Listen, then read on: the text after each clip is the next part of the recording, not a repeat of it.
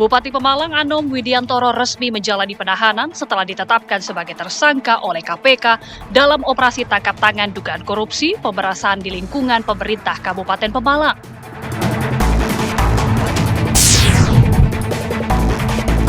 Polda Jawa Barat membentuk tim gabungan untuk membantu penyelidikan yang dilakukan Polres Purwakarta untuk mengungkap kasus tewasnya seorang satpam di Waduk Jatiluhur, Purwakarta, Jawa Barat.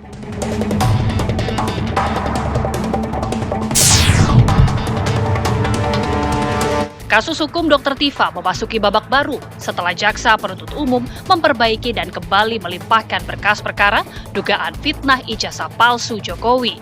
Lantas, apakah dakwaan terbaru jaksa akan disetujui oleh majelis hakim?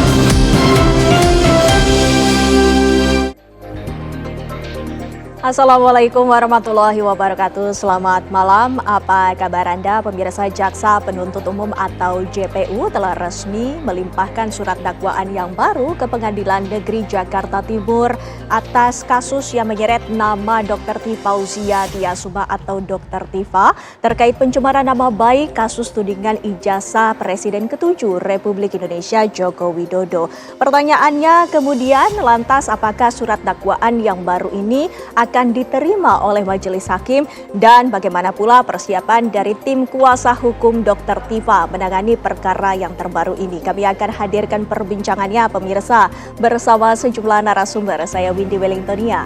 Dan saya Vena Kintan. Pemirsa, kami juga sudah siapkan beragam informasi menarik lainnya yang akan menemani malam hari Anda. Kita mulai apa kabar Indonesia Malam selengkapnya.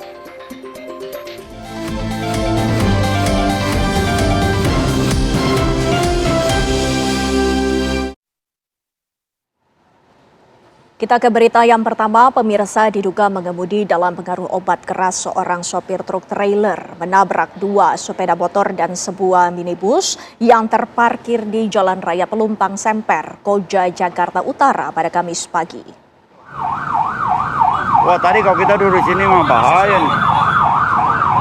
Kecelakaan ini bermula saat sebuah truk trailer melaju dari arah Koja menuju Tanjung Priuk. Pada saat bersamaan, sebuah sepeda motor melaju dari arah berlawanan. Pengendara motor yang panik langsung melompat menyelamatkan diri. Akibatnya, sepeda motor yang dikendarainya terperosok ke bagian bawah truk dan mengalami kerusakan parah. Truk kemudian menabrak sepeda motor lain serta sebuah minibus yang sedang terparkir di bahu jalan. Akibat insiden ini, satu pengendara motor mengalami luka ringan. Usai kejadian, sopir truk langsung diamankan warga bersama petugas. Namun saat diperiksa, petugas mengaku mengalami kesulitan karena sopir berbicara melantur dan diduga berada di bawah pengaruh obat keras.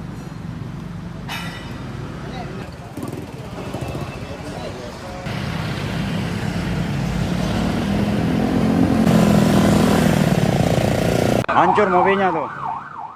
Seorang wanita paruh baya ditemukan tewas bersimbah darah di kamar kontrakannya di Jalan Makaliwe 1, Grogol, Petamburan, Jakarta Barat pada Rabu malam. Diduga korban dibunuh oleh suaminya sendiri. Korban diketahui berinisial M, berusia 50 tahun, ditemukan tewas di kamar kontrakannya. Menurut keterangan saksi, peristiwa tersebut terjadi pada pukul 6 sore. Saat itu terdengar suara teriakan korban. Pemilik kontrakan pun sempat melihat ada tetesan darah di lantai kontrakan. Saat dilakukan pemeriksaan, korban ditemukan tergeletak di atas kasur dengan bersimbah darah dengan luka pada bagian kepala. Diduga korban tewas dibunuh oleh suaminya sendiri sebelum pelaku melarikan diri. Saat ini jenazah korban telah dievakuasi ke Rumah Sakit Polri Kramat Jati untuk dilakukan otopsi.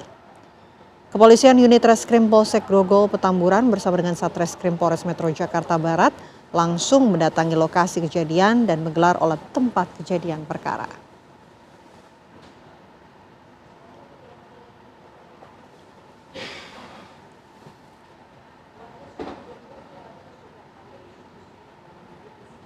10 rumah warga di Kompleks Asrama Gabungan Angkatan Darat di Kota Manado, Sulawesi Utara ludes terbakar pada Rabu malam tadi. Tidak ada korban jiwa dalam peristiwa ini, namun kerugian ditaksir mencapai miliaran rupiah. Kebakaran hebat melanda di kawasan padat penduduk di Kompleks Asgab Angkatan Darat di Kelurahan Wanea, Kota Manado, Rabu malam. 10 rumah ludes dilalap si jago merah. Tiupan angin yang kencang dan rumah dari kayu membuat api semakin membesar dan dengan cepat menyambar bangunan lainnya. 8 unit mobil pemadam kebakaran dari Pemkot Manado dibantu 2 unit mobil water cannon dari Samapta Polda Sulut dikerahkan untuk memadamkan api. Menurut saksi mata, api diduga berasal dari salah satu rumah kos. Dugaan sementara penyebab kebakaran akibat kompor yang lupa dimatikan. Sementara itu, berdasarkan keterangan petugas Polresta Manado, tidak ada korban jiwa dalam kebakaran yang menghanguskan 10 unit rumah tersebut. Petugas masih menyelidiki penyebab pasti kebakaran tersebut yang menyebabkan 21 kepala keluarga dan 82 jiwa terdampak.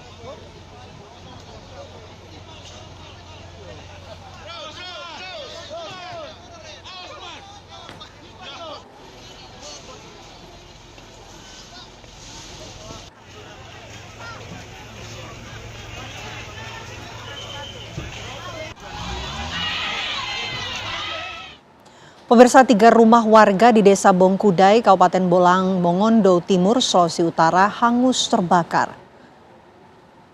Kebakaran di tengah pemukiman warga yang terjadi pada dini hari tadi mengakibatkan seorang kakek yang berusia 70 tahun tewas di dalam rumah karena tak sempat menyelamatkan diri. Warga berupaya untuk memadamkan api dengan alat seadanya. Api baru dapat dipadamkan setelah mobil pemadam kebakaran tiba di lokasi. Peristiwa ini terjadi secara tiba-tiba di saat warga sedang tertidur lelap. Karena panik, para penghuni rumah langsung menyelamatkan diri dan baru menyadari sang kakek masih berada di dalam kamar dan tidak bisa lagi diselamatkan.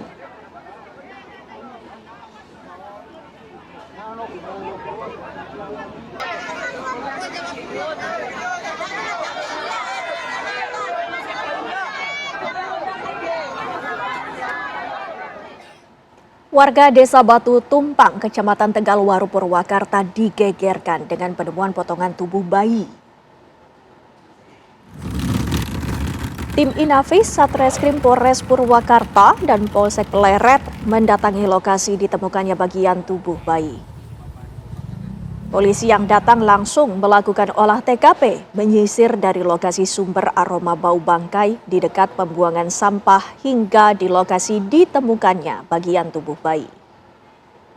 Penemuan berawal saat seorang anak kecil melihat biawak memuntahkan potongan tubuh bayi di depan rumah warga. Pihak kepolisian masih melakukan penyelidikan dan olah TKP untuk menemukan tubuh bayi malang tersebut. Polisi masih berupaya mengungkap motif di balik penemuan ini.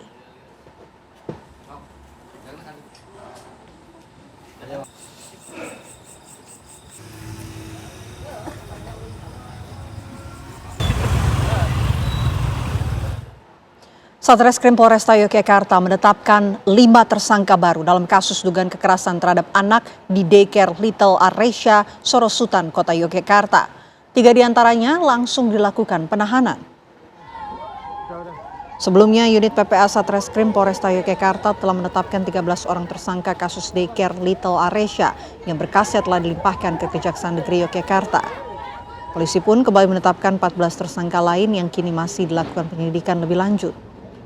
Terbaru, polisi kembali menetapkan 5 orang tersangka, diantaranya 2 orang guru TK, 2 orang pengasuh, serta 1 orang bagian rumah tangga, di mana 3 tersangka langsung dilakukan penahanan. Sementara 1 tersangka lainnya berinisial CK tidak tahan karena masih memiliki bayi berusia 4 bulan. Sementara 1 tersangka berinisial YS berprofesi sebagai pengasuh belum memenuhi panggilan penyidik dan meminta penjadwalan ulang. Hingga saat ini penyidik telah menetapkan 32 orang tersangka dalam kasus dugaan kekerasan terhadap anak di daycare Little Aresya. Polisi menargetkan berkas perkara tersangka baru dapat segera dilimpahkan ke Kejaksaan Negeri Yogyakarta sebelum masa penahanan para tersangka berakhir pada 3 September 2026.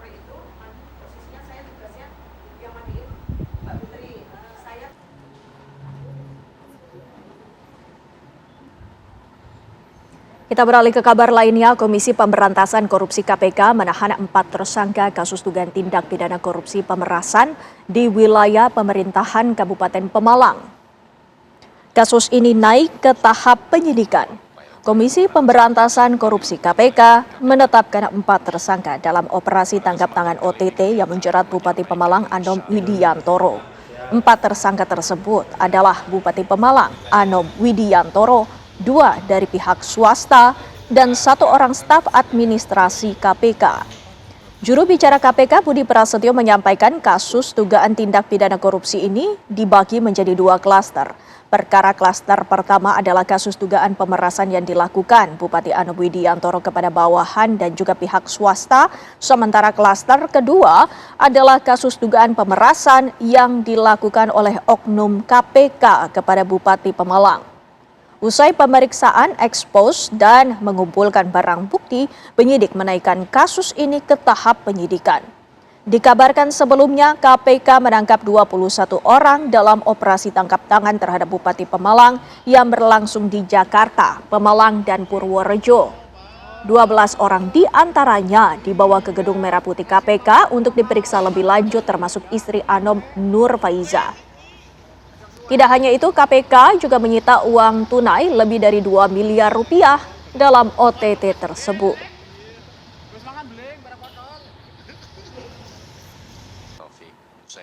AWI selaku Bupati Pemalang periode tahun 2025-2030. Bersama-sama Saudara GHA selaku orang kepercayaan Bupati Pemalang. AWI melalui GHA diduga meminta sejumlah uang ke sejumlah perangkat daerah di Kabupaten Pemalang maupun kepada pihak swasta atau kanan untuk keperluan pribadinya. Adapun GHA mengumpulkan uang dengan total nilai mencapai 1,98 miliar. Dalam penelusurannya, tim KPK, uang yang dikumpulkan tersebut kemudian salah satunya digunakan untuk keperluan pribadinya Bupati, yaitu mengurus penyelesaian perkara di KPK dengan bertemu oknum KPK. Sebelumnya, istri Anom Nur Faizah Mainovi tiba di gedung KPK Jakarta pada Rabu malam. Ia bersama dengan 7 orang lainnya yang terjaring dalam operasi tangkap tangan terkait dugaan korupsi yang menjerat Bupati Pemalang Anom Widiantoro. Ketujuh orang tersebut tiba menggunakan bus antar kota antar provinsi sekitar pukul 19.02 waktu Indonesia Barat. Setelah bus berhenti, mereka satu persatu turun dan langsung berjalan menuju Gedung Merah Putih KPK. Nur Fauziah Mainovi mengenakan pakaian lengan panjang berwarna putih hitam, masker hitam, serta menjinjing tas berwarna coklat. Ketujuh orang tersebut selanjutnya memasuki Gedung Merah Putih KPK untuk menjalani pemeriksaan intensif. Proyek duitnya masih kurang ya? Tanggapannya dong. Anjir itu bocor kalau gua. Bu, dikit aja Bu. Kan Bapak kan diduga menerima suap dan gratifikasi. Langsung saja kita bergabung dengan rekan Faisal Rinaldi yang berada di Gedung Merah Putih KPK Jakarta. Faisal, bagaimana perkembangan dari pemeriksaan atas kasus yang menyeret Bupati Pemalang ini, Faisal? Ya, ini kalau untuk perkembangan dari kasus yang menjerat Bupati Malang ini atas OTT yang memang sudah dilakukan oleh KPK, tadi sudah disampaikan secara resmi oleh KPK pada siang tadi melalui konferensi pers, di mana hasil dari OTT di Kabupaten Pemalang, Jawa Tengah sudah ditetapkan 4 orang tersangka yang salah satunya adalah Bupati Pemalang, yakni Anom Widiantoro, dan juga ada 1 oknum pegawai KPK. di mana memang untuk kasus ini sendiri, Windy dan juga pemirsa, memang dilakukan penyidikan oleh KPK melalui satu konstruksi kasus besar. Namun di dalamnya ada dua klaster pidana yang berbeda. Untuk yang pertama kami sampaikan terlebih dahulu adalah adanya dugaan pemerasan yang dilakukan oleh Bupati Pemalang melalui orang kepercayaannya terhadap beberapa kepala perangkat daerah dan juga sejumlah pihak swasta di Kabupaten Pemalang. Menurut KPK tadi juga disampaikan bahwa hasil uang yang dikumpulkan oleh orang kepercayaan Anom ini melalui pemerasan tersebut ada sekitar 1,98 miliar rupiah. Lalu kemudian masuk ke klaster kedua yang ini juga berkaitan. Nah, setelah berhasil mengumpulkan sejumlah uang pemerasan tersebut ada sekitar 1,98 miliar rupiah. Lalu pihak dari Anom mendatangi salah seorang oknum KPK yang berinisial DIS dan juga pihak swasta dengan inisial LBS yang juga merupakan ayah dari DIS. Lalu kemudian membayarkan sejumlah uang di mana pihak dari LBS dan juga DIS yang merupakan oknum KPK ini meminta uang sebesar 2 miliar rupiah kurang lebih untuk menyelesaikan perkara dari Anom di KPK. Lalu kemudian yang memang disampaikan oleh pihak Anom sendiri dan juga tadi sudah dikonfirmasi oleh KPK bahwa dari total 2 miliar rupiah saat ini baru dibayarkan sebesar 1,2 miliar rupiah dari pihak Anom ke pihak atau di oknum pegawai KPK tersebut. Artinya secara singkatnya Windy, untuk perkara yang pertama atau kelas pertama adalah dugaan pemerasan yang dilakukan oleh Bupati Pemalang terhadap bawahannya, dan juga klaster kedua adalah dugaan pemerasan yang dilakukan oleh oknum pegawai KPK terhadap Bupati Pemalang. Kemudian Windy dan juga pemirsa dapat kami informasikan jika kita kilas balik memang OTT ini dilakukan KPK pada 28 Juli kemarin atau tepatnya pada tanggal 28 Juli malam. Dari hasil OTT tersebut akhirnya tadi sudah disampaikan 4 orang sudah ditetapkan sebagai tersangka. Yang pertama Bupati Pemalang, kemudian juga orang kepercayaannya dan juga satu pihak swasta dan juga satu oknum pegawai KPK. Untuk sementara demikian Windy. Sidang lanjutan pra-peradilan jilid 3 yang diajukan Roy Suryo terhadap Polda Metro Jaya digelar di Pengadilan Negeri PN Jakarta Selatan hari ini, Kamis 30 Juli 2026. Agenda sidang kedua yang digelar pukul 9 waktu Indonesia bagian Barat ini berfokus pada jawaban Polda Metro Jaya selaku pihak termohon terhadap tuntutan ganti rugi material dan imaterial sebesar 206 juta rupiah yang dilayangkan oleh pihak Roy Suryo. Nilai ini terbagi atas kerugian material sebesar 106 juta rupiah dan kerugian imaterial sebesar 100 juta rupiah. Melalui jawaban yang disampaikan tim kuasa hukum Polda Metro Jaya menolak seluruh dalil dan tuntutan yang diajukan Roy Suryo. Polda Metro Jaya menilai tuntutan ganti rugi yang diajukan Roy Suryo tidak memiliki dasar hukum maupun pembuktian yang memadai. Sidang kembali dilanjutkan secara maraton pada pukul 14 waktu Indonesia Barat dengan agenda replik dari pemohon.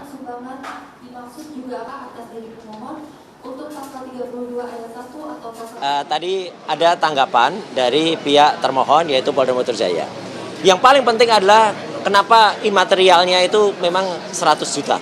Sebenarnya itu adalah plafon tertinggi yang kemudian dipersyaratkan oleh undang-undang dari 500.000 sampai 100. Saya berharap hakim tunggal ya Pak I Ketut Darpawan ya itu bisa mempertimbangkan. Memang saya mohon keputusan terbaiknya. Satu persatu kabar duka datang dari dunia kedokteran di tanah air. Dalam 6 bulan terakhir, setidaknya 6 dokter muda meninggal dunia saat bertugas magang di berbagai daerah. Rentetan peristiwa ini sejatinya menjadi alarm serius bagi pembenahan, pelaksanaan, dan juga program internship serta pendidikan dokter secara keseluruhan di Indonesia.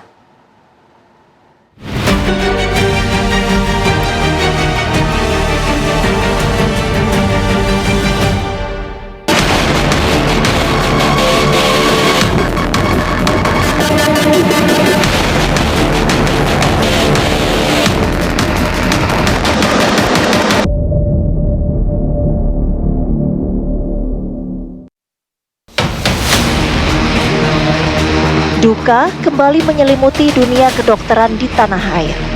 Dalam beberapa bulan terakhir, kasus kematian dokter muda terjadi di sejumlah wilayah.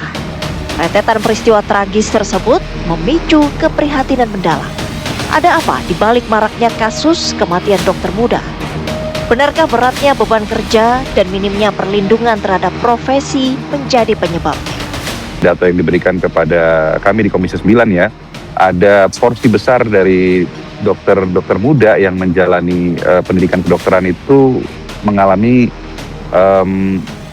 beban mental yang cukup berat ya. Ada 44% dari dokter yang menjalani program internship itu mengalami anxiety, 34% depresi ya, dan sekitar 20% mengaku bahwa mereka sedang mengalami stres ya. Sehingga beberapa faktor tersebut ya menjadi pemicu dari meninggal dunianya beberapa dokter yang sedang menjalani pendidikan kedokteran. Belum genap sepekan setelah berita duka terdengar di Lampung, kasus kematian dokter muda kembali dilaporkan terjadi di Jakarta. Dr. Siti Zahra Makvira ditemukan meninggal dunia setelah diduga melompat dari lantai 18 sebuah apartemen di Bilangan Kalibata, Jakarta Selatan. Almarhumah diketahui merupakan alumni Fakultas Kedokteran Universitas Hasanuddin yang tengah menjalani program internship di Rumah Sakit Sentra Medika Cisalak sejak Mei 2026. Langkah investigasi masih dilakukan polisi bersama pihak Kementerian Kesehatan untuk menyelidiki penyebab pasti Dr. Siti nekat mengakhiri hidupnya. Sebelumnya, dokter muda Fakultas Kedokteran Universitas Indonesia Muhammad Zulfikar Drakel ditemukan meninggal dunia di salah satu kamar guest house di Kecamatan Metro Pusat, Kota Metro Lampung. Dokter berusia 25 tahun itu tengah menjalani stase bangsal di RSUD Ahmad Hanafiah Sukadana, Kabupaten Lampung Timur. Berdasarkan hasil investigasi, Dr. Zulfikar dinyatakan meninggal dunia akibat penyakit yang dideritanya.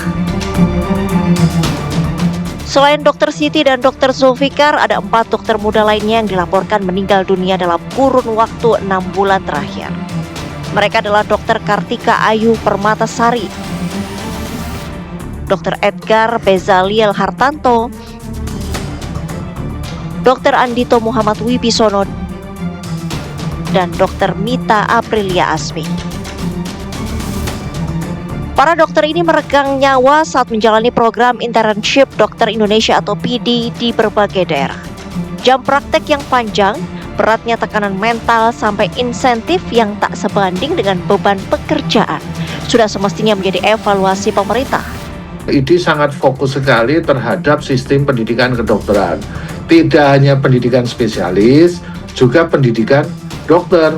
Koas maupun residen ini ya, tidak boleh terbebani pekerjaan yang non-medis. Yang kedua, beban kerja waktunya harus ada 8 jam atau maksimal 10 jam. Kemudian untuk residen dibayar karena dia sudah berkeluarga dan dia mengerjakan pelayanan. Dia mengerjakan pasien BPJS. Kan dia dibayar oleh BPJS, tapi faktanya tidak dibayar. Kemudian yang internship sama juga. Kementerian Kesehatan dan ID sudah bekerja sama dengan baik untuk melakukan pengawasan dengan internship. Usulan ID hampir semua disetujui, ya, beban kerja dan lain-lain lah.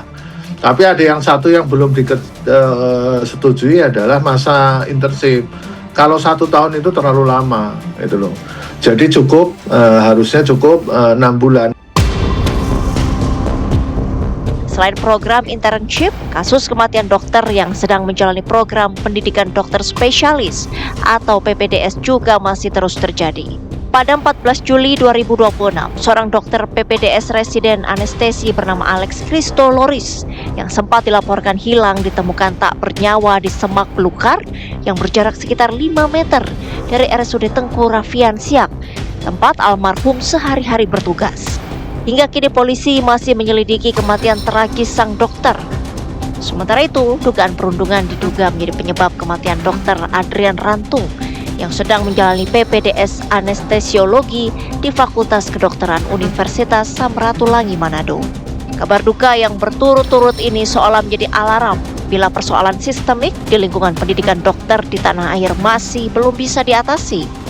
ada hal-hal yang sebenarnya bisa dihindari kalau ada awareness dari semua pihak. Teman-teman harus bayangkan, kami bukan masalah bahwa Kemenkes ini ada di atas dan harus memantau 4.000 peserta intensif per batch. Saat ini ada 12.000 intensif dari Sabang sampai Merauke. Itu. Nah, kita udah memperkuat nih bagaimana pengawasan itu berjalan. Oleh karena itu, dengan kejadian ini saya nggak mau lagi terlewati dan tidak mau lagi ada hal-hal yang kita tidak ketahui sebelumnya. Oleh karena itu, ini kita akan lakukan screening kesehatan. Akan dilakukan untuk 10.564 peserta intensif. Ini langsung kita intervensi dari pusat. Seharusnya ini siapa kewajiban? Ini kewajiban provinsi, kabupaten, kota. Tapi ini tidak berjalan, akhirnya kita take lead lagi naik ke atas. Kita lakukan, mohon kepada semua wahana, bebas tugaskan seluruh peserta intensif tanggal 30 Juli sampai 14 Agustus sampai kita keluar hasil screening kesehatan maupun screening kesehatan jiwa. Ini adalah permasalahan sistemik yang harus ditangani secara komprehensif. Bukan saja dilihat dari kasus per kasus, tetapi sebuah sistem yang lebih baik yang harus dibangun. Misalnya dengan adanya hotline pengaduan, ya, karena saat ini ya yang saya dapatkan informasinya teman-teman yang menjalani internship maupun PPDS banyak yang tidak berani untuk melaporkan kondisi yang sedang mereka alami karena khawatir akan mempengaruhi penilaian terhadap apa yang mereka sedang lakukan gitu. Kami juga sudah menyampaikan bahwa pemerintah dalam hal ini Kementerian Kesehatan harus melakukan screening kesehatan mental secara berkala kepada teman-teman yang sedang melaksanakan internship maupun pendidikan dokter spesialis. Seorang dokter memang dituntut untuk belajar dalam tekanan tinggi. Namun tekanan tersebut bukan berarti menjadi pembenaran bagi lingkungan yang membahayakan kesehatan fisik dan mental. Bila sistem gagal melindungi mereka yang sedang belajar menyelamatkan nyawa orang lain, maka yang dipertaruhkan di sini bukan hanya masa depan para dokter muda, melainkan juga masa depan layanan kesehatan Indonesia.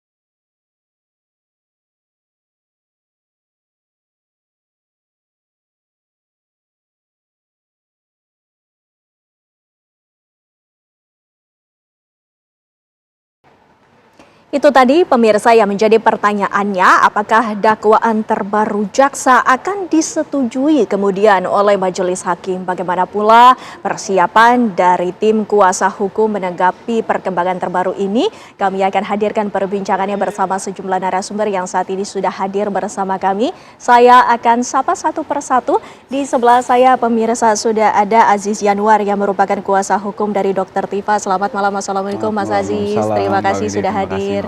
Ya, dan kami juga akan menyapa di sebelahnya pemirsa juga sudah hadir dari kuasa hukum Joko Widodo yakni Yakub Hasibuan. Selamat malam Bang Yakub. Terima kasih sudah hadir. Terima kasih. Ya, dan kami juga ingin menyapa salah satu narasumber kami yang juga hadir di ujung sana. Sudah ada Bang Yusuf Ferdinand Wangania yang merupakan pakar hukum Universitas Pancasila. Selamat malam Bang Yusuf. Selamat malam. Terima kasih sudah hadir, sehat. Terima kasih, sehat. Ya, tentunya ini menjadi pertanyaan yang kemudian kami sempat terheran-heran Mas Aziz karena sebelumnya telah dinyatakan oleh majelis hakim bahwa eksepsi telah dikabulkan dan juga perkara ini batal demi hukum, tapi ternyata sudah diajukan kembali surat dakwaan kepada Pengadilan Negeri Jakarta Timur. Dari sudut pandang kuasa hukum sendiri ini bagaimana melihatnya? Ya, jadi memang yang pertama saya sampaikan itu adalah hak dari jaksa ya untuk kemudian memperbaiki dakwaan sebagaimana memang ketentuan di KUHP kalau saya tidak salah pasal 75 itu. Jadi memang kalau dakwaan itu sifatnya responnya ketika ada perlawanan itu sebagaimana kita minta di perlawanan itu, yang pertama kita minta itu tidak berwenang. Kalau tidak berwenang maka tidak akan ada lagi persidangan dan jaksa tidak lagi bisa mengajukan di pengadilan tersebut. Nah, kemudian yang kedua adalah NO. Nah, NO itu istilah bahasa Belanda yang artinya kurang lebih tidak dapat diterima gitu. Itu juga tidak bisa diajukan. Nah, kemudian kita pakai yang lebih subsidiar yang alhamdulillah dikabulkan oleh majelis hakim beberapa waktu yang lalu, yaitu dakwaan batal demi hukum. Nah, kalau batal demi hukum, nah ini kalau jaksa memperbaiki atau mengadakan perlawanan juga bisa. Nah, dalam ini saya bicara jaksa memperbaiki, dia bisa mengajukan lagi dakwaan tersebut. Nah, jadi itu yang terjadi, itu yang pertama. Yang kedua tentu saja kami menghargai dari pihak jaksa, memang tugasnya seperti itu. Kami pun sudah siap untuk menghadapinya dan adapun langkah-langkah kami tentu saja kami akan memaksimalkan kanal-kanal yang disediakan. Intinya seperti itu. Status hukum dari Dr. Tifa ini seperti apa? Karena jika sebelumnya itu apakah sudah dinyatakan bebas atau masih terdakwa? Ya, karena memang jangka waktunya masih memungkinkan dan jaksa kemudian melakukan perbaikan dakwaan, tentu saja masih terdakwa. Kan seperti itu. Nah, kemudian tersangka. Nah, gitu. Dan kemudian dalam hal ini dibawa untuk didakwa. Nah, dakwaan sudah kita terima yang baru dan kemudian kita tinggal menunggu panggilan resmi dari pengadilan seperti itu. Jadi statusnya tentu saja balik lagi tersangka dan kemudian kita didakwa lagi seperti itu. Bang Yakub, ini kan memasuki babak baru kembali atas perkara ini. Dari sudut pandang Anda sendiri, apakah juga melihat bahwa apa yang telah dilakukan oleh kejaksaan ini, apakah nanti ada perbaikan ini sudah sesuai dengan apa yang awal dilaporkan kepada pihak kepolisian? Iya Mbak Windy, sebagaimana tadi sudah dikatakan juga oleh Bang Aziz juga bahwa memang sesuai pasal 75 ayat 4 KUHP baru kita, memang boleh satu kali ini jaksa memperbaiki dakwaan tersebut dan melimpahkannya kembali. Dan berdasarkan informasi yang kami dapatkan kan memang sudah ternyata dilimpahkan kembali, diregistrasi kembali dan sidang pertamanya informasi yang kita dapat tanggal 6. Nah, kami memang melihatnya ini adalah hal yang cukup baik. Kenapa? Memang ini kan tahun pertama nih dari kita transisi dari peraturan yang lama KUHP baru dan juga KUHP baru juga. Dimana di situ mungkin kalau kami lihat opini saya pribadi itu memang awalnya mungkin jaksa itu menggunakan dua rezim itu adalah itikat baik. Mau menyerahkan kepada hakim untuk memilih. Ada beberapa asas, ada salah satunya lex favorio di mana adalah aturan yang menguntungkan terdakwa lah yang digunakan. Tapi ternyata dari sisi majelis hakim melihat justru mencampur adukan itu mungkin akan dilihat sebagai sesuatu yang obskur atau mungkin seharusnya tidak seperti itu. Nah, sekarang sudah diperbaiki formalitasnya, administrasinya dan sekarang disempurnakanlah ini. Nah, disempurnakan ini kenapa menurut kami juga baik? Ya mungkin bisa lebih sempurna nanti pembuktiannya. Karena kan nanti sisi pembuktian ini adalah bagaimana jaksa menggunakan alat bukti yang ada untuk meyakinkan hakim untuk membuktikan bahwa dakwaannya itu benar. Yang mana? Apakah yang primer, yang subsidiar, atau yang, karena ini kan kombinasi alternatif juga, yang mana yang menurut keyakinan hakim itu tindak pidananya memenuhi unsur. Jadi kalau menurut kami melihat ini sesuatu yang positif, apalagi sekarang tanggal sidang pertamanya sudah ditentukan, Mbak.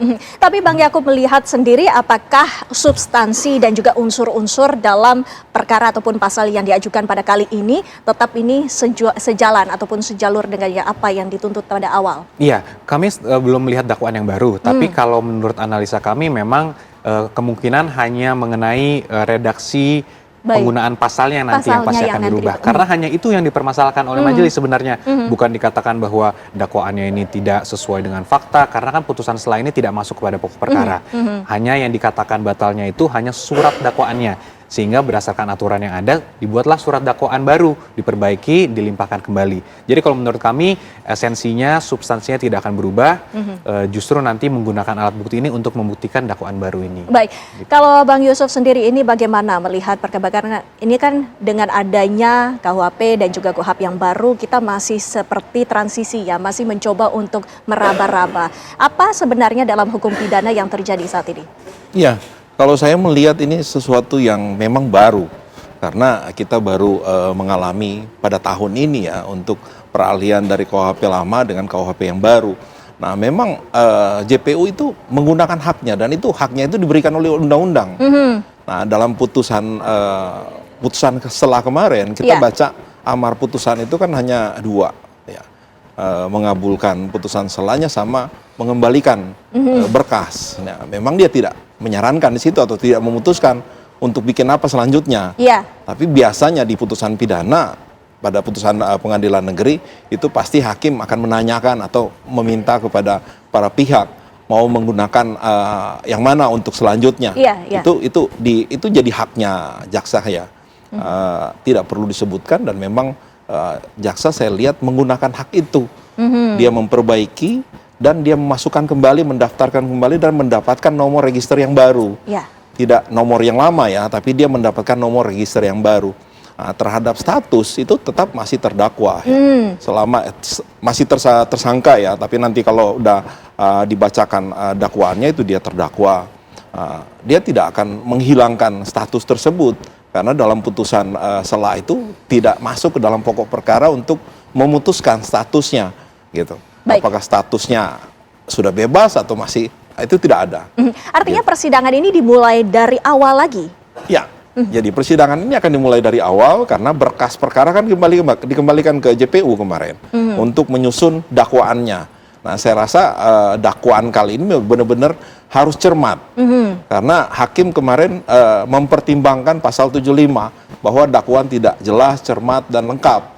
Nah, mungkin dari pertimbangan pasal 75 itulah JPU menggunakan pasal 75 lagi, ayat 4, untuk menggunakan haknya dia, untuk memperbaiki dakwaan dan dia mengembalikan ke majelis Pengadilan Negeri Jakarta Timur nanti. Gitu. Ya.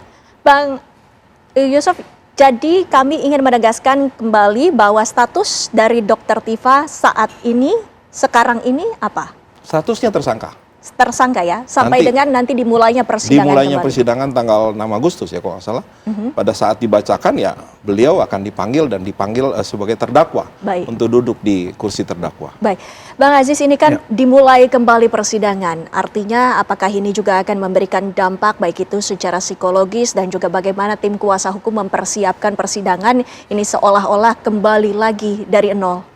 Ya, jadi gini, kalau secara psikologi tentu saja kami dan prinsipal sudah siap dengan segala kemungkinan. Dari awal memang kasus ini bergulir.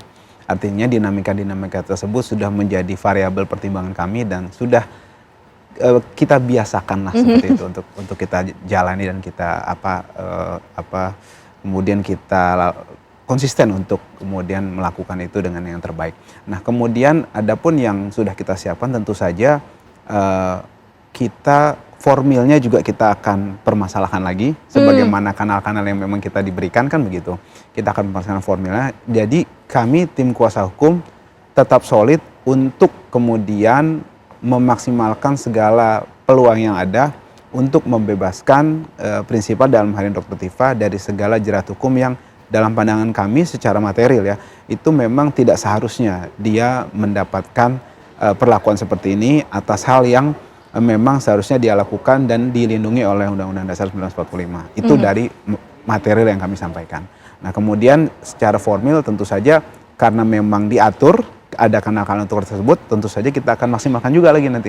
Jadi bisa diterjemahkan sendiri bagaimana maksudnya, tapi secara material dan formil kita akan lakukan segala daya upaya untuk tersebut. Bang Yusuf, apabila nanti saat dilakukannya eksepsi lagi dengan keyakinan yang dilakukan oleh tim kuasa hukum dari tersangka ini, apakah kemudian masih ada kesempatan untuk kemudian dikabulkan lagi eksepsi oleh majelis hakim dan juga diberikan lagi kesempatan bagi jaksa penuntut umum untuk perbaikan? Ini berapa kali? Ya, saya rasa pada saat dakwaan dibacakan, penasihat hukum akan diberikan kesempatan untuk melakukan eksepsi namanya ya.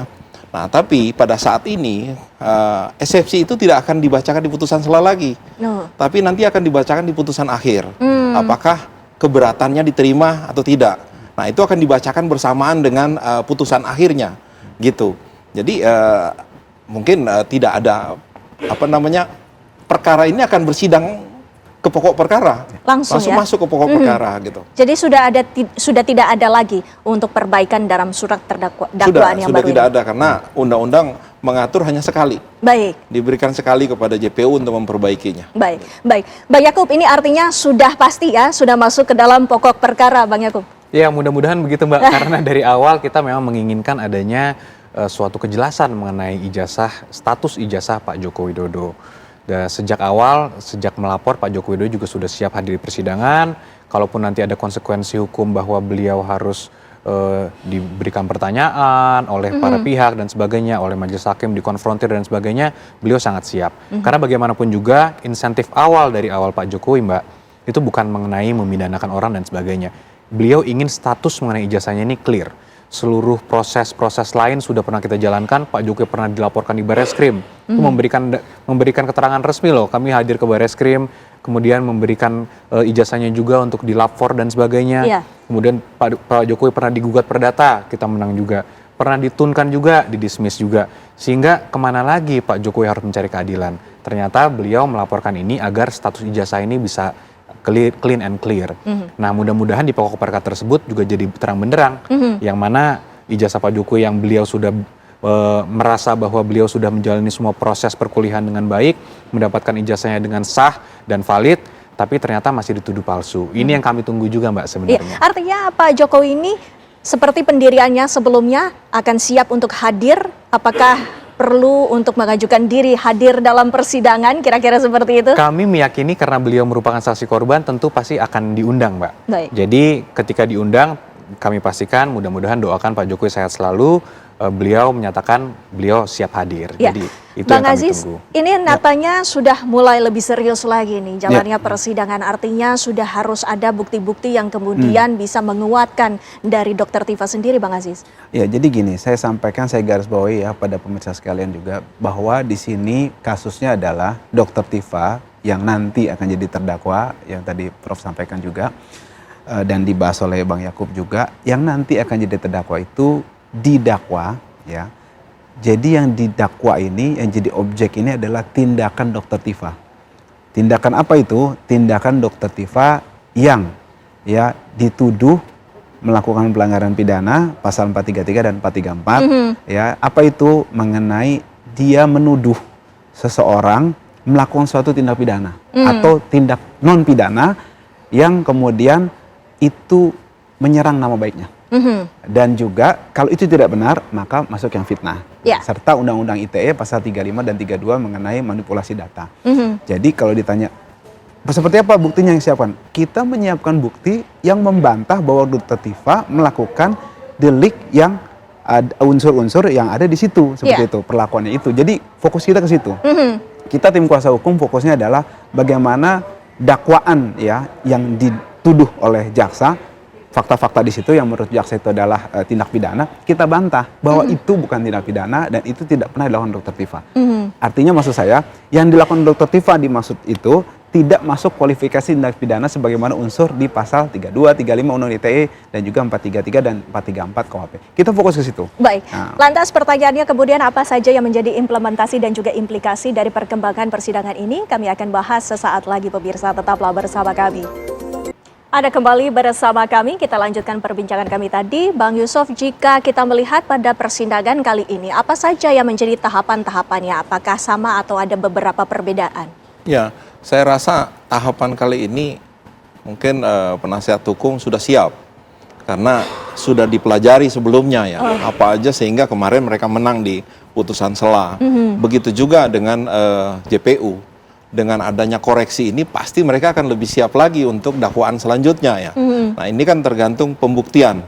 Apakah tahapan pembuktian bisa dilewatin dengan baik atau ada perdebatan lagi yang panjang. Nah, kemudian nanti pemeriksaan saksi, terakhir nanti pemeriksaan Dr. Tifa. Baru ahli baru Dr. Tifa. Nah, ini tahapan yang akan dilewatkan. Kalau tadi disebutkan nanti apakah Pak Jokowi akan hadir. Nah, saya rasa ini banyak tanggapan ya. Pasti akan hakim pasti akan meminta karena ini kan terkait dengan ijazah beliau. Pasti hakim akan menanyakan apakah Pak Jokowi ini ijazahnya. Nah, mungkin akan dijawab, iya ini ijazah saya. Nah, mungkin dipanggil saksinya, saksi dari UGM dipanggil, ini ijazah asli apa benar, apa asli atau palsu gitu kan. Tapi karena sudah ada pemberitaan dari rektor bilang ini asli, pasti dia akan bilang lagi asli gitu. Nah, ini tahapan yang akan dilewatin. Nah, Dr. Tifa juga pasti akan sudah menyiapkan diri untuk pembuktian apa yang akan dibantah dari bukti-bukti yang diungkapkan oleh JPU gitu. Baik, Bang Aziz, benar sudah ada amunisi ini ceritanya seperti itu. Ya, tentu saja. Tapi dengan segala hormat yang mengenai ijazah itu sendiri, saya menduga kuat ya.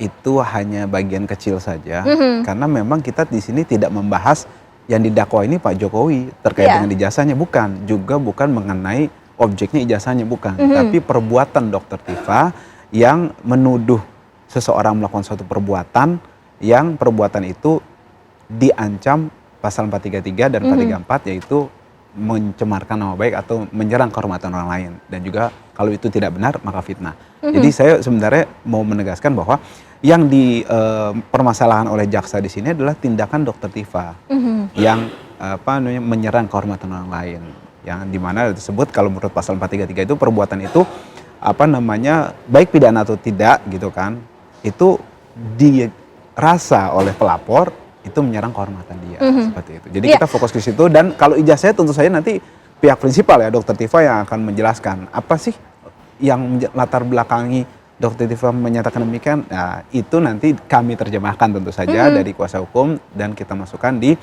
ada pembelaan, kemudian juga nanti kita bisa saling menguatkan dalam pertanyaan yang kemudian menjadi fakta persidangan, kan seperti itu. Lantas objek yang diperkarakan ini apa? Gimana? Objeknya, kalau bukan dari ijazah objeknya tersebut. Tindakan Dr. Tifa. Tadi saya sudah katakan di segmen sebelumnya, tindakan Dr. Tifa. Tindakan Dr. Tifa yang menuduh.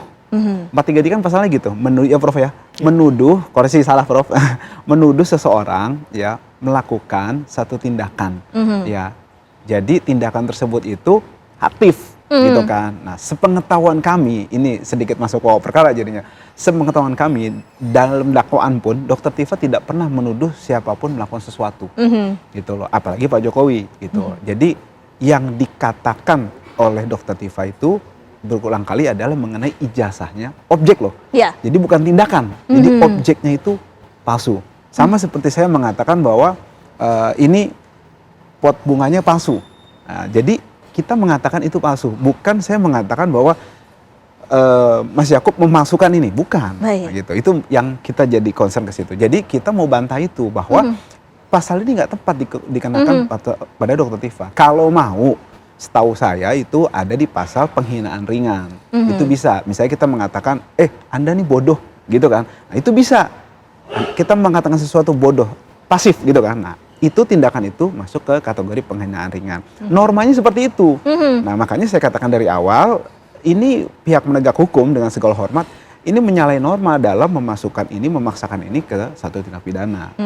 Apalagi kalau kita bicara undang-undang ITE, Dr. Tifa dan dalam hal ini khususnya ya, tidak pernah dan tidak punya kemampuan. Iya. Dia kan bukan orang yang bisa otak-atik gitu kan, seperti itu. Itu dalam pandangan materi kami.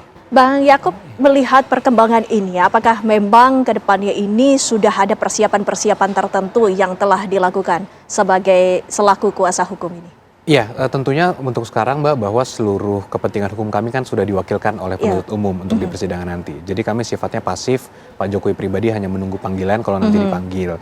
Tapi mungkin saya izin komentarnya sedikit yang Bang Aji sampaikan. Tentu kami sangat menghormati seluruh pembelaan yang dilakukan oleh terdakwa maupun kuasa hukumnya. Namun kami tetap berpendapat Mbak bahwa pokok permasalahan ini ada tetap di ijazah. Karena bagaimanapun juga kalau seseorang didakwa telah melakukan suatu tindak pidana pencemaran nama baik atau fitnah ataupun melakukan manipulasi ITE dan sebagainya, tentunya kan fitnah ini yang harus diuji terlebih dahulu. Apakah benar yang dikatakan itu fakta atau bukan? Nah, kalau yang kita lihat kan selama ini perkaranya Pak Jokowi dituduh ijazahnya palsu. Nah, berarti kan itu pasti diuji nanti di persidangan. Apakah itu palsu atau tidak? Makanya nanti UGM pasti dihadirkan, UGM akan menjelaskan status perkuliahan Pak Jokowi dari awal sampai akhir. Teman-teman Pak Jokowi juga akan dihadirkan menjelaskan bahwa iya kami wisuda bareng misalnya, kami KKN bareng misalnya, kami berapa tahun berkuliahan bareng misalnya. Lapor akan dihadirkan, betul kami sudah cek ijazahnya identik dengan ijazah pembanding lainnya. Jadi kan kalau itu ternyata benar, ijazah Pak Jokowi memang asli secara hukum, walaupun kami berpendapat itu asli dan absolut. Karena di Bareskrim pun yang Pak Jokowi dilaporkan pemalsuan pun sudah dihentikan, berarti tidak ada unsur pidana. UGM pun sudah menjelaskan itu asli. Tapi di luar itu pun kami meyakini nantinya juga akan dilakukan pembuktian dan itu dikatakan asli. Kalau itu asli, ya maka seseorang yang mengatakan itu palsu, tentu Pak Jokowi kan berhak untuk merasa bahwa saya merasa dihina nih. Nama saya dicemarkan karena mana mungkin ijazah saya yang saya bertahun-tahun bekerja keras untuk mendapatkan suatu ijazah ternyata dibilang palsu. Apalagi dikatakan banyak sekali dalilnya kan, awalnya fotonya dikatakan Pak Dumatno, ternyata Pak Dumatno udah klarifikasi itu bukan saya. Ada juga dalil lain, Times New Roman lah, ada dalil watermark dan lainnya, walaupun itu semua pelan-pelan kan sudah terpatahkan. Tapi tentu yang menjadi nanti paling penting adalah pembuktian di persidangan. Jadi kami juga tetap menyadari bahwa keyakinan hakim lah yang harus kita bangun nantinya berdasarkan 2 alat bukti tentunya. Bang Yakub, artinya selain dari Pak Joko Widodo ini, teman-teman dari Pak Jokowi juga akan siap hadir dalam persidangan tersebut. Berdasarkan informasi yang kami dapatkan, Mbak, memang mereka diperiksa di tahap penyidikan. Sehingga ketika itu dilimpahkan, penuntut umum lah nanti yang berhak untuk menentukan siapa yang mereka panggil, urutannya seperti apa. Nah, ini termasuk juga Pak Jokowi. Urutannya itu mungkin kalau di KUHP lama itu ditekankan saksi korban diperiksa dulu, walaupun ada putusan MK dan sebagainya, di KUHP baru ini kan belum tentu diperiksa terlebih dahulu nih. Yang menentukan aturan saksi yang diperiksa itu penuntut umum sendiri atau pihak yang menghadirkan. Termasuk juga pihak terdakwa kalau mau menghadirkan ada charge nanti pun saksinya mereka yang atur siapa yang menentukan duluan. Nah, kita juga menunggu apakah Pak Jokowi mau dihadirkan duluan, apakah di tengah, di belakang, ya kami menyerahkan kepada penuntut umum tentunya. Iya, Bang Aziz silakan tanggapi. Iya, jadi perihal mengenai tadi yang saya disampaikan oleh Bang Yakub, sekali lagi saya tegaskan. Mungkin nanti bisa diperjelas oleh abang ahli kita, Prof. Nah, jadi unsur pasal tadi, jadi saya fokus ke dakwaannya, gitu. Kan kita membela untuk membebaskan terdakwa atas dakwaannya, bukan atas yang lain kan. Nah, di norma dan juga secara jurisprudensi, pengetahuan kami tidak pernah ada 433, 434 yang dulu 310, 311 ya di KUHP lama, itu kemudian dicantumkan sesuatu yang pasif. Sekali lagi dia harus aktif, karena di penjelasan di pasal 433 dan 434 ada penjelasannya kan di KUHP itu. Penjelasan jelas bahwa menuduh seseorang melakukan suatu perbuatan, di mana perbuatan tersebut kalau tidak benar tadi fitnah, kalau benar dirasa menyerang kehormatan nama baiknya, itu tidak bisa itu masuk kategori. Nah, ini yang dilakukan Dr. TV kan bukan menuduh seseorang melakukan sesuatu, dia hanya mengatakan ini palsu. Itu pendapat dia berdasarkan apa yang dia teliti sesuai keilmuan dia. Dan yang kedua yang saya mau sampaikan, sebenarnya ini lagi-lagi masuk ke perkara. Yang kedua adalah Pak Jokowi sebagai pemilik ijazah tadi otomatis terkait dengan ijazahnya dong. Ijazah itu digunakan untuk kepentingan publik, untuk KPU, dan semacamnya. Dan bahkan sampai sekarang pemilik ijazah pun masih menjabat di pejabat pemerintahan, pengawas dan antara. Artinya yang dipermasalahkan ini adalah kepentingan publik, gitu loh. Sepengetahuan kami lagi di pasal 433 dan 434 itu di butir ketiganya atau C itu tidak bisa kalau itu kepentingan publik. Pasal itu dikenakan, kan begitu. Jadi maksud saya dua unsur ini sudah jelas keliru membawa ini ke persidangan, apalagi tuduhannya pencemaran baik dan fitnah. Baik. Belum lagi kalau kita bicara undang-undang ITE kan, itu kan memanipulasi data gitu kan. Saya bingung juga di situ. Dari 28 bukti yang diajukan oleh pihak jaksa JPU di berkas dakwaan yang sebelumnya ya, saya nggak tahu yang sekarang udah masuk lagi atau enggak. Tapi 28 itu yang dilakukan oleh Dr. Tifa itu hanya 5. Dan 5 itu dia hanya ini aja upload aja gitu. Dia tidak pernah merekayasa apapun di situ. Justru yang jadi objek pasal 3235 itu adalah acara di salah satu stasiun TV. Bagaimana bisa dia mengotak-atik objek itu di satu stasiun TV, sedangkan yang punya wewenang di situ kan stasiun TV tersebut. Baik. Itu secara logika materialnya ya. Secara logika material seperti itu, Bang Yusuf, ini sepertinya ada dua pandangan yang berbeda dalam pembuktian ini. Sesungguhnya dari kacamata Anda sebagai pengamat hukum ini seperti apa? Iya, kalau saya lihat dari perkara ini, memang yang jadi objek perkara adalah pasal 433, 434 dan pasal Undang-Undang ITE ya, yang ada dalam KUHP ini. 433, 434 ini pencemaran nama baik dan fitnah. Jadi memang unsur-unsur dari pasal-pasal inilah yang akan diuji di dalam persidangan ini. Tapi nanti akan merembet ke tadi bagian kecil daripada objek itu adalah ijazah. Nah, di sini saya lihat pasti jaksa sudah punya bukti-bukti ya, selain bukti yang itu, bukti apa yang diungkapkan oleh Dr. Tifa itu pasti juga akan jadi bukti, karena itu dari situlah pencemaran nama baik itu dituduhkan gitu. Jadi memang harus dibuktikan dulu unsur-unsur pasal 433, 434 ini, kemudian nanti Dr. Tifa melakukan seperti apa sih gitu. Apa yang dia tuduhkan, nah apa yang dia bawa, apa yang dia ngomong. Nah yang paling penting mungkin yang dia ngomong ini. Nah yang dia ngomong ini yang pasti jadi bukti. Kalau masalah yang dia upload, mungkin dia cuma meneruskan apa yang di-upload oleh Dian Sandi ya. Tapi yang dia ngomong itu kan bukan omongan Dian Sandi. Nah itu yang mungkin jadi bukti juga buat jaksa penuntut umum. Itu akan digunakan sebagai bukti dasar dugaan pasal yang dilanggar gitu loh. Itu saya rasa akan berkembang banyak bukti-bukti itu. Baik, kita akan terus memantau bagaimana perkembangan dari kasus ini. Nanti kita akan juga terus mengawasi bagaimana jalannya persidangan. Terima kasih sekali lagi sudah hadir Bang Aziz, Bang Yakub, Bang Yusuf, waktunya bersama kami di Apa Kabar Indonesia Malam. Dan pemirsa, kami masih akan hadirkan sejumlah informasi lainnya selepas jeda pariwara berikut. Tetaplah bersama kami. Diduga tidak konsentrasi, sebuah motor menghantam truk box yang hendak parkir mundur dan menyebabkan kedua kendaraan terbakar.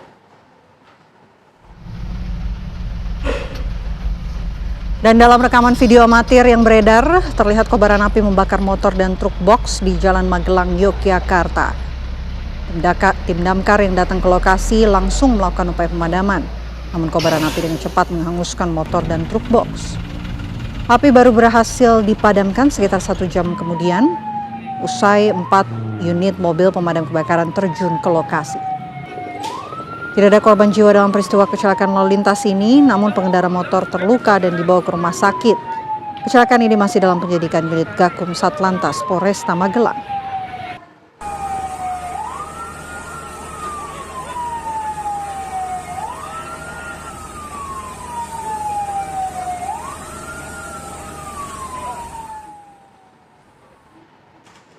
Kepolisian daerah atau Polda Jawa Barat membentuk tim gabungan untuk membantu penyidikan yang dilakukan Polres Purwakarta untuk mengungkap kasus tewasnya seorang satpam di Waduk Jatiluhur, Purwakarta, Jawa Barat. Langkah itu dilakukan guna mempercepat pengungkapan perkara yang saat ini masih dalam tahap investigasi. Kapolda Jawa Barat, Irjen Pol Pipit Rismanto, menyampaikan para penyidik telah dipanggil untuk mengikuti gelar perkara awal berdasarkan hasil investigasi sementara.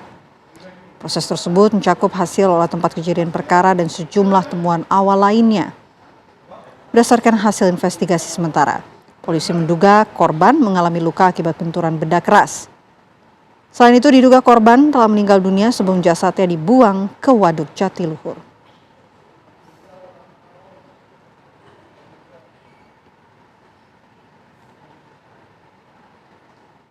Itu ya di Purwakarta ini sedang dalam proses, kita perintahkan jajaran kami, ini ada Pak Dirkrim juga ya, mereka para penyidiknya sudah sedang dipanggil untuk dilakukan gelar hasil investigasi sementara mulai dari olah TKP ya.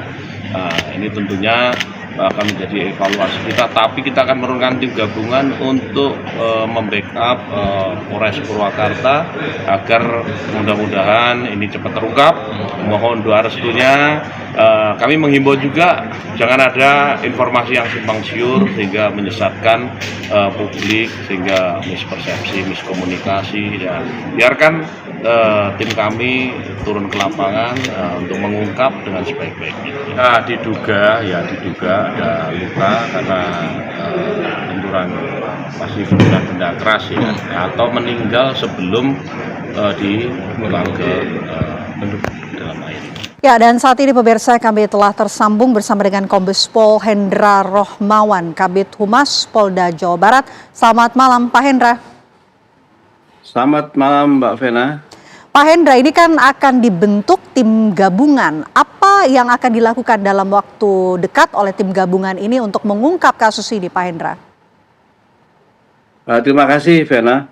Jadi setelah Pak Kapolda kemarin menyampaikan menurunkan tim gabungan, kita telah memanggil dari Kasat Serse dan tim di sana untuk melakukan gelar perkara.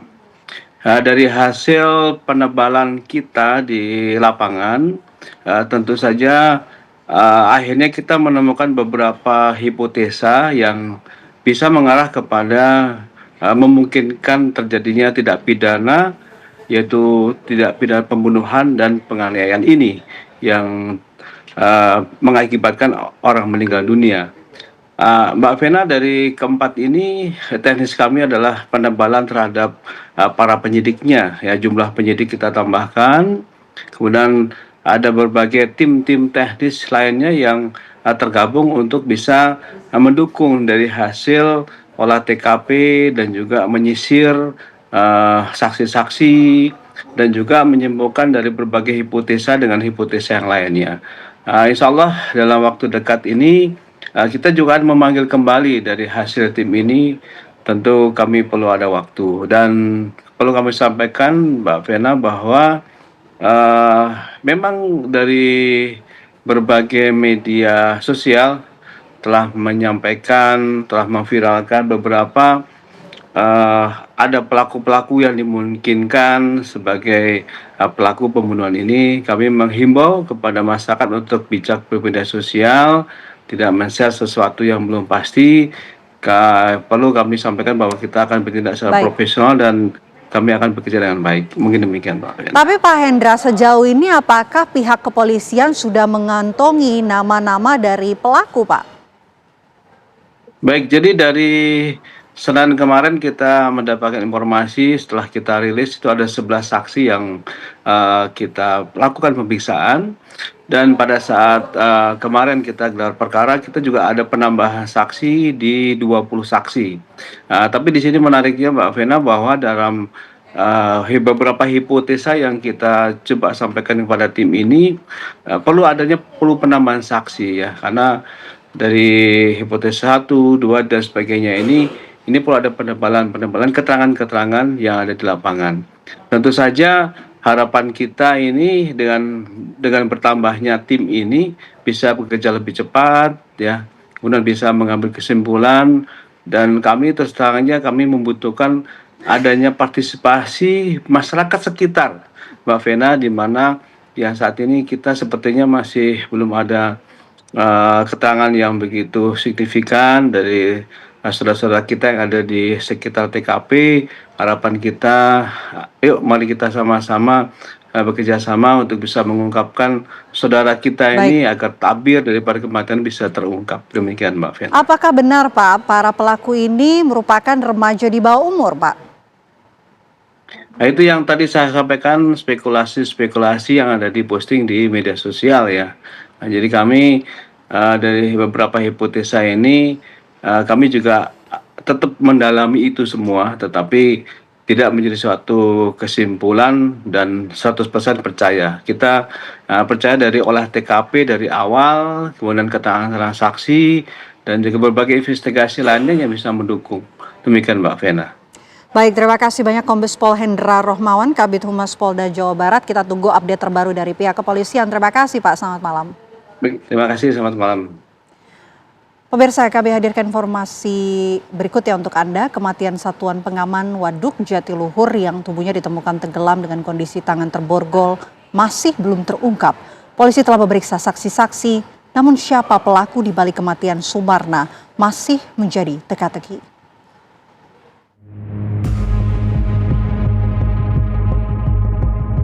Hampir sepekan misteri kematian seorang petugas Satuan Pengamanan Satpam Waduk Jatiluhur Sumarna belum terungkap. Jasad pria 42 tahun ini ditemukan tewas pada Jumat 24 Juli 2026. Saat ditemukan, ia masih mengenakan seragam lengkap dengan kondisi kedua tangan terborgol ke belakang. Dari hasil otopsi ditemukan sejumlah luka lebam di tubuh korban. Diduga korban dianiaya dan dibunuh di darat sebelum tubuhnya ditenggelamkan ke Waduk Jatiluhur. Sebelum jasadnya ditemukan, diketahui Sumarna tengah bertugas dan sempat menegur aksi vandalisme yang dilakukan sekelompok remaja. Namun polisi menegaskan, dugaan keterlibatan kelompok geng motor yang sempat dikaitkan dengan kasus ini masih didalami. Sekitar 15 orang saksi telah dimintai keterangan polisi. Namun penyelidikan masih terbentur minimnya kamera pengawas di titik krusial kejadian. Dari hasil investigasi sementara kepolisian, tidak ditemukan kamera pengawas di area Tanggul Hayat atau Ubruk yang merupakan titik penemuan jasad korban. Korban diketahui masih memberikan laporan terkait patroli rutinnya di pukul 1 dini hari. Percakapan terakhir itu yang bersangkutan mengirim laporan pada pukul 1 dini hari. Laporan kegiatan pelaksanaan penjagaan security-nya. Ya. Baik kendala-kendala mungkin terkait dengan adanya CCTV di TKP, kemudian waktu juga pada saat dini hari, ketika saksi juga mungkin pada saat kejadian nihil. Kematian korban menjadi pukulan bagi keluarga. Istri korban mengungkapkan, Sumarna merupakan ayah dan suami yang bertanggung jawab. Ia meninggalkan 2 anak yang masih di bawah umur. Keluarga pun berharap kasus ini segera terungkap. Seorang ayah sekaligus suami yang baik ya bagi saya dan anak-anak saya Pak. Dia sangat bekerja keras, sangat bertanggung jawab sama keluarga gitu. Saya berharap gitu ya kepada masyarakat memohon doanya agar ini segera terungkap, itu pelaku segera terungkap aja gitu. Memohon doanya aja gitu. Untuk membongkar kasus ini, Polda Jawa Barat pun membentuk tim khusus bersama Polres Purwakarta agar misteri kematian Satpam Waduk Jatiluhur ini segera terkuak. Dari Purwakarta, Jawa Barat, Agung Prasetyo, TV One mengabarkan.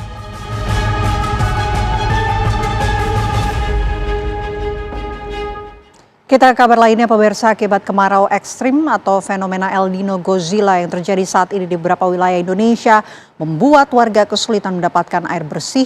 Warga pun rela mengantri di tengah terik matahari untuk mendapatkan bantuan air bersih.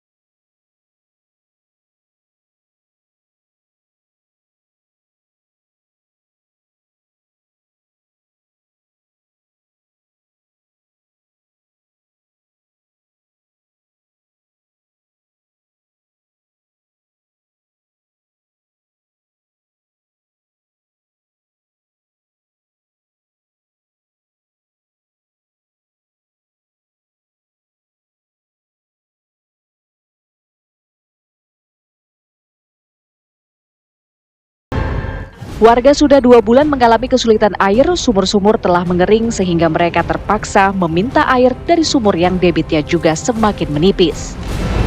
Untuk mengatasi hal ini, pemerintah Kabupaten Bone Bolango bersama Palang Merah Indonesia telah menyalurkan bantuan air bersih ke wilayah terdampak.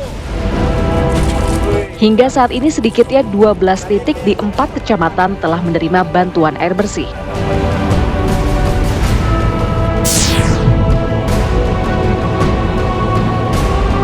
Sementara itu, untuk memenuhi kebutuhan air bersih di tengah musim kemarau yang berkepanjangan, pemerintah Kabupaten Boyolali, Jawa Tengah melakukan distribusi air bersih ke sejumlah wilayah terdampak, terutama di kawasan Boyolali Utara. Warga dengan membawa ember dan galon kosong senang mendapatkan kiriman air bersih.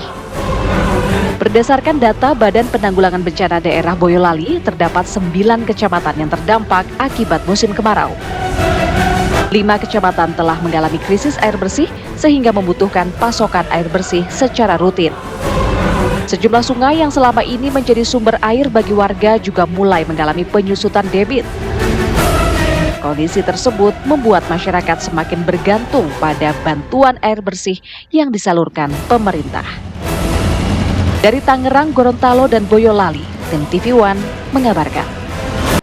Presiden Prabowo Subianto meresmikan revitalisasi bangunan cagar budaya Stasiun Semarang Tawang di Semarang, Jawa Tengah pada Kamis pagi. Peresmian tersebut menjadi penanda komitmen pemerintah menghadirkan infrastruktur transportasi modern sekaligus menjaga warisan sejarah bangsa. Presiden Prabowo Subianto meresmikan revitalisasi bangunan cagar budaya Stasiun Semarang Tawang hari ini.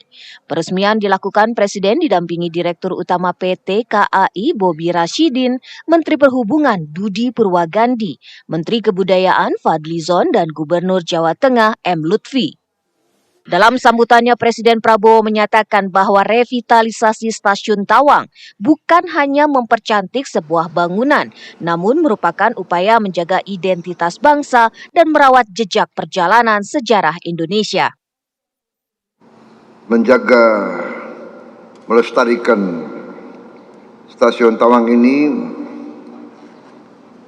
tidak hanya menjaga dan melestarikan satu bangunan, tapi juga menjaga identitas dan menjaga memori dan perjalanan sejarah kita. Revitalisasi bangunan cagar budaya Stasiun Semarang Tawang dikerjakan PT KAI menjadi langkah awal pemulihan fasad stasiun ke bentuk aslinya sesuai rancangan saat dibangun pada awal abad ke-20. Proses revitalisasi juga melibatkan ahli cagar budaya untuk menjaga keaslian dan nilai sejarah bangunan. Dari Semarang, Jawa Tengah, Fatimah Albar, Budiman, TV One mengabarkan. Wakil Ketua DPR RI Sufmi Dasko menerima audiensi perwakilan guru Taman Kanak-Kanak Indonesia atau IGTKI dari seluruh Indonesia pada Kamis pagi di Gedung DPR RI Senayan, Jakarta. Para perwakilan guru TK menyampaikan sejumlah aspirasi untuk meningkatkan kesejahteraan guru dan kualitas pendidikan anak usia dini di Indonesia. Salah satu aspirasi utama yang disampaikan adalah harapan agar guru TK yang mayoritas masih berstatus honorer dan berasal dari sekolah swasta dapat diangkat menjadi pegawai pemerintah dengan perjanjian kerja atau PPPK. Dalam audiensi tersebut, GTKI PGRI menegaskan dukungannya terhadap berbagai program pemerintah, termasuk kebijakan wajib belajar 13 tahun. Para perwakilan guru juga menyampaikan pentingnya percepatan pengesahan rancangan Undang-Undang Sistem Pendidikan Nasional agar menjadi landasan yang kuat bagi penyelenggaraan pendidikan dan advokasi guru di daerah.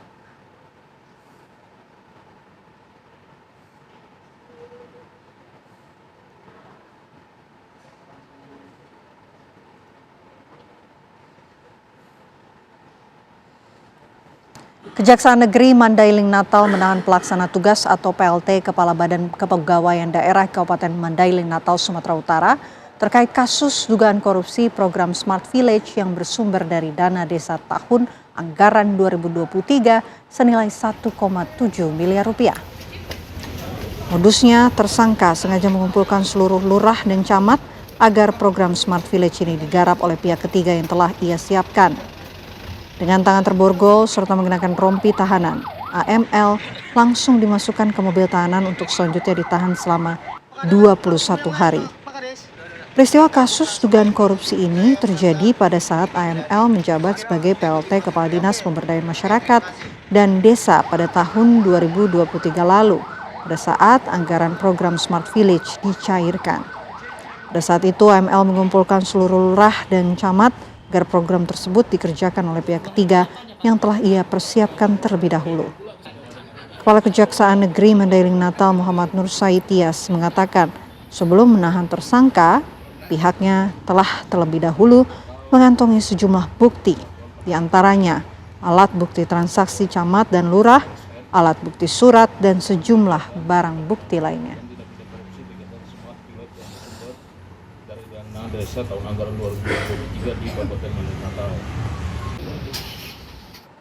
Kebakaran hutan dan lahan di Kabupaten Kota Waringin Timur, Kalimantan Tengah belum menunjukkan tanda mereda. Selain mengganggu arus lalu lintas di Jalan Trans Kalimantan, karhutla juga telah menghanguskan ratusan hektar lahan.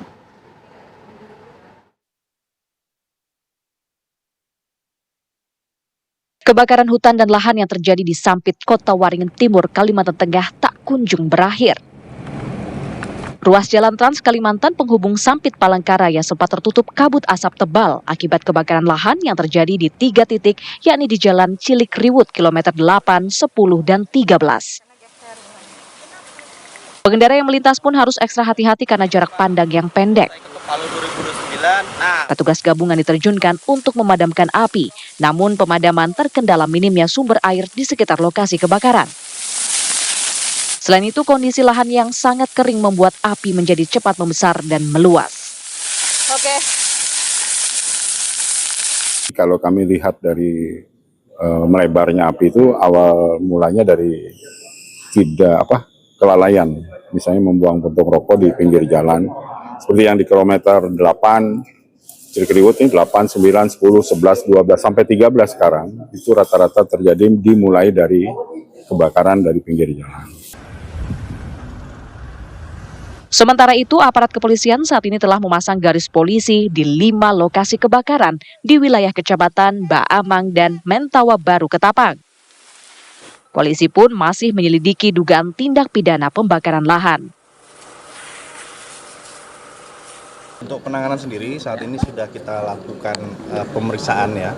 Ada 5 titik utamanya yang kemarin sudah kita lakukan olah TKP dan sejauh ini kita masih melakukan pemeriksaan. Semua kita akan lakukan pemeriksaan mengindikasikan kemana ya, karena ada pemilik lahan, ada juga pengelola lahan. Ya. Oke. Ada dugaan sengaja dibakar kan?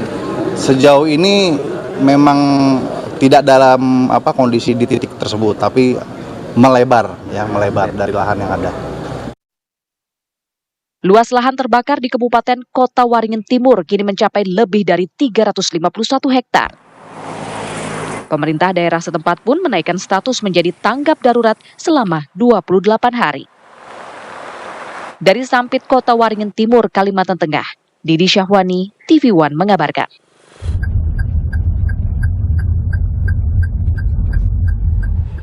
Badan Meteorologi, Klimatologi, dan Geofisika BMKG melakukan operasi modifikasi cuaca di sejumlah lokasi di Indonesia.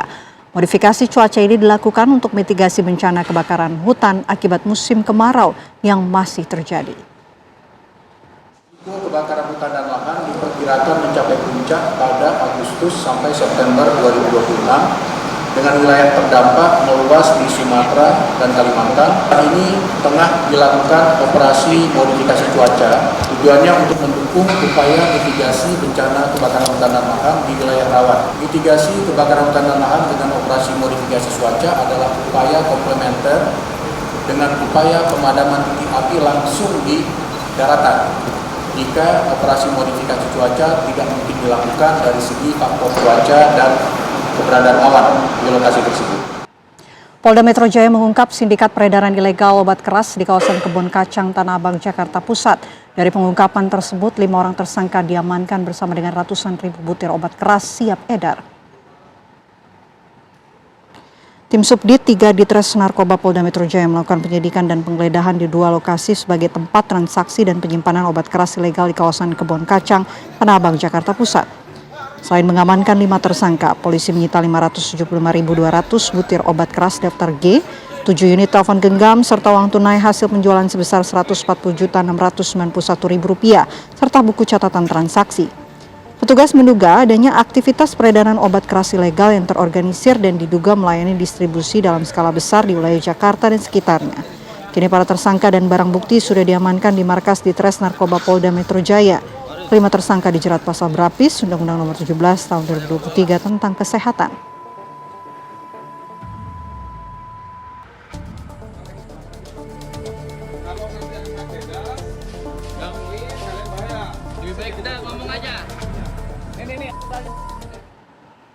Berbekal rekaman CCTV, 2 dari 4 pelaku maling sepeda motor digerebek warga di rumah kontrakannya di kawasan Kali Baru Cilincing, Jakarta Utara.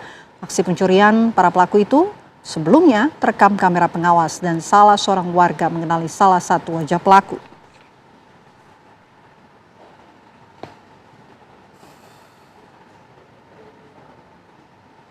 Kamera pengawas merekam aksi 4 pelaku mencuri sepeda motor di Jalan Gang Melati, Kali Baru Cilincing, Jakarta Utara. Salah satu pelaku dikenali warga.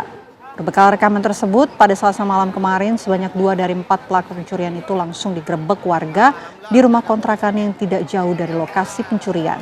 Keduanya nyaris menjadi bulan-bulanan warga yang geram karena sempat berkelit meski sudah ditunjukkan bukti berupa rekaman CCTV yang memperlihatkan aksi mereka. Warga kemudian menyerahkan kedua pelaku ke pihak kepolisian dan membawa keduanya ke Polsek Cilincing, Jakarta Utara untuk penyelidikan lebih lanjut.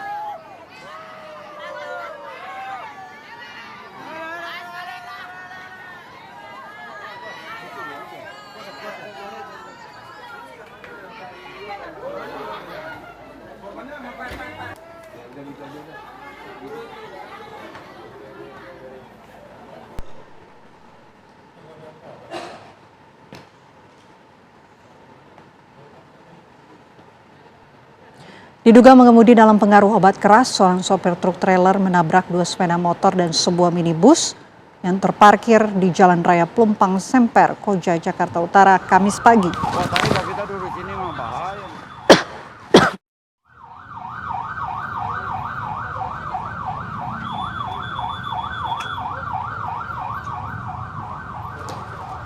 Kecelakaan ini bermula saat sebuah truk trailer melaju dari arah Koja menuju Tanjung Priuk. Pada saat bersamaan, sebuah sepeda motor melaju dari arah berlawanan.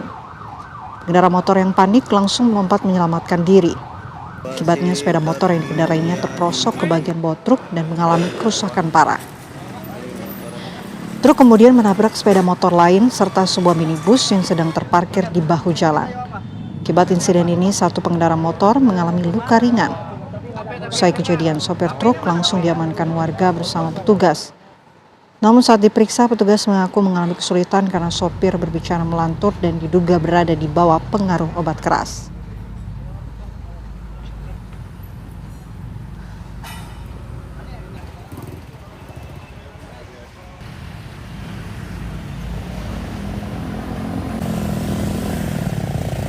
Hancur mobilnya tuh.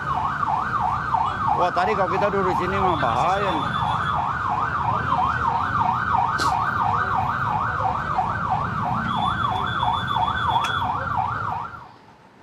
3 anggota DPRD Kabupaten Timur Tengah Utara Nusa Tenggara Timur yang diduga mengintimidasi Dr. Ica diberhentikan sementara oleh DPRD.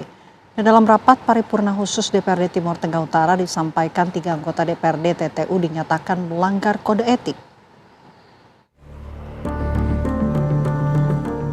Rapat paripurna khusus digelar DPRD Timur Tengah Utara pada Rabu 29 Juli 2026.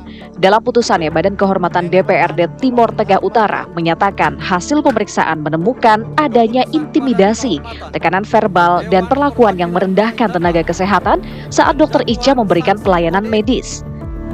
3 anggota DPRD yang dijatuhi sanksi yakni Terensius Lazakar, Veronica Lake, dan Norbertus Tubani. Menurut Ketua DPRD TTU Christoforus Evi, keputusan Badan Kehormatan tersebut bersifat final.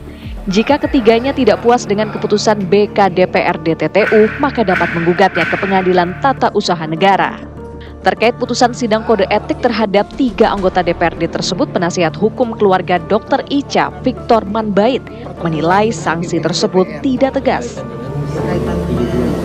Kan jelas dari putusan dia mengatakan bahwa melanggar sumpah dan jabatan. Mereka dilantik dan diangkat dengan sumpah jabatan untuk melaksanakan tugas dan tanggung jawab sebagai anggota DPRD. Ketika mereka sudah melanggar sumpah dan jabatan, mereka tidak pantas lagi untuk menjadi anggota DPRD. Kasus ini bermula pada 13 Juni lalu ketika Dr. Icha menangani pasien dengan riwayat gigitan ular. 3 anggota DPRD yang datang menjenguk pasien diduga mengintimidasi Dr. Icha. Insiden itu diduga membuat Dr. Icha mengalami tekanan psikologis berat hingga akhirnya meninggal dunia. Dari Kupang, NTT, Fritz Floris, TV One mengabarkan.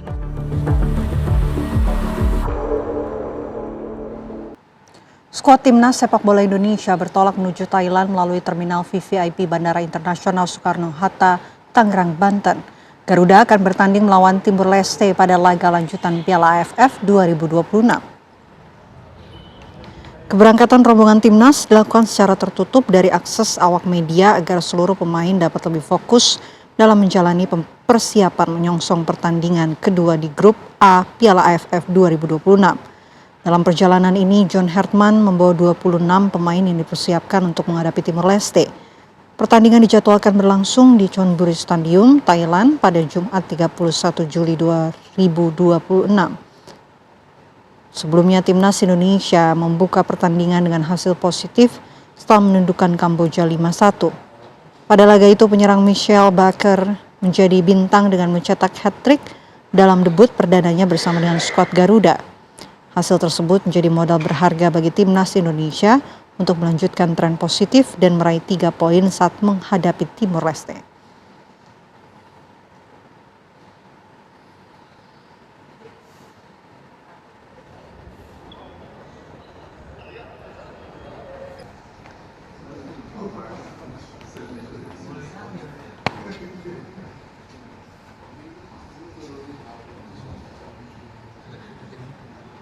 Demikian apa kabar Indonesia Malam hadir menemani Anda, saya Vena Kintan. Dan saya Windy Wellingtonia pamit, sesaat lagi Anda dapat menyaksikan program 2 Sisi bersama Aditya Nugroho dan juga Arif Fadil. Akhir kata, selamat malam, sampai jumpa.